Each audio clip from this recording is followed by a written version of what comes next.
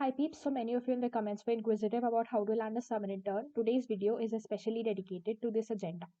Before we start with the main content, a little something about myself.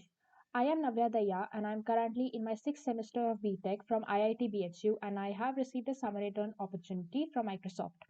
You can connect with me on GitHub. My username is Daya Code.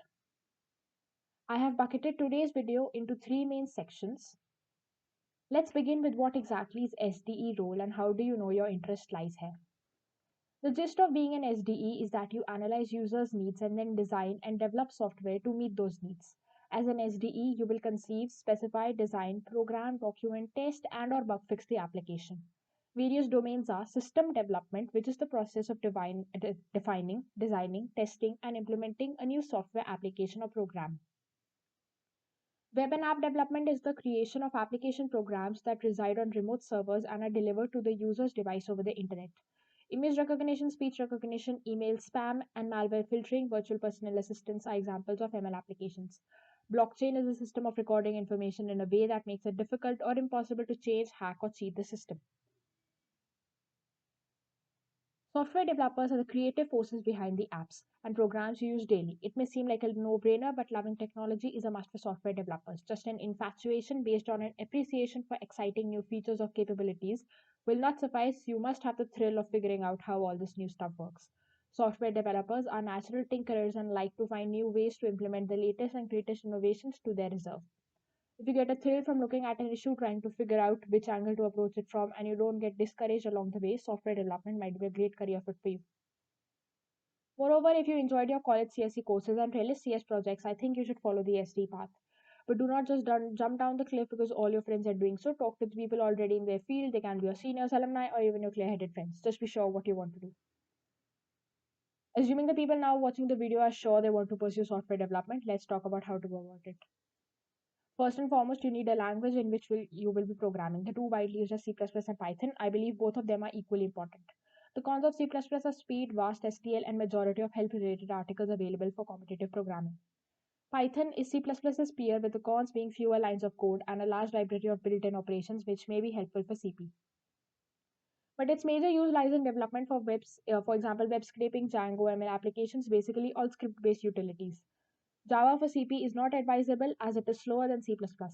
This is because there are no middle operations that occur for execution and compilation in C++, unlike Java. An online judge is an online system to practice problems for programming contests and test programs and contests. I would suggest if you're a complete noob, start the 30 days of code on HackerRank. It should give you a good idea on how to go about writing programs. After you're done with this, hop onto Codeforces and make it the main problem where you will practice until your placements. Go to the problem set and you can easily filter questions using rating, the minimum rating being 800 or using tags. I personally don't like CodeChef's UI, but you can practice there too. I would strongly suggest you to solve the CSCS problem set as it will help you on how to think and go about solving the problems as it's a pretty unique set. Also be sure to complete it at least 80% before you sit for your intern tests. Along with this, you can also give AdCode or beginner contest since the level and the uniqueness is quite refreshing. Let's talk about on how to ace your interviews. Interviews are generally, again I'm saying generally, are easier than the coding round and you may come across standard or common problems which I've already seen before. For interview prep, the industry standard is to practice from interview bit at least 1 to 2 months before you start with the interviews. LeetCode is another pretty great site and its greatness lies in the fact that you can prepare for both coding round and interviews from here. But since LeetCode has a vast reserves of problem, I would suggest you to compare the likes and dislikes of each question, and if the likes are more than dislikes, you solve it. You can easily find the URL for these sites just by putting in their names on your browser. The given timeline assumes you are in a third semester, but it really doesn't matter as you can tweak it depending on how many days or months you're left with. A heads up, I code in C++. So as a noob, around September to October of my third sem, I learned C++ STL, solved a few problems on HackerRank, and used to do around 5 to 6 questions of 800 to 900 rating on Codeforces. By November, I was confident of my skills and started giving contests on Codeforces, HardCoder, and sometimes on CodeChef to increase my rating. Between November to Jan, I started making a few web dev projects using React.js and a web scraping script using Python. I would suggest if you have time, you should also gain internship experience as it may score you points on your resume. Be sure to be done with your projects before March, as after that your sole focus should be on CP. Coding rounds in IIT BHU start from around mid to end July. So in this time period, you should give at least one virtual contest per day and also start with the interview bit. A week before test, you revise your OS, OOPS, DBMS, and solve PNC quant and company specific questions. Another thing, if you manage to solve A, B, C problem in code forces contest, you are safe to assume that you will have a pretty decent chance of landing up an intern. Let's talk about the resources from where you can get help while coding. Geeks for Geeks is the best platform for learning things, be it for CP, OS, OOPS, DBMS, or puzzles from basic to advanced level in a structured way. The content is helpful for interview and coding rounds alike. GFG is like Wikipedia for CS.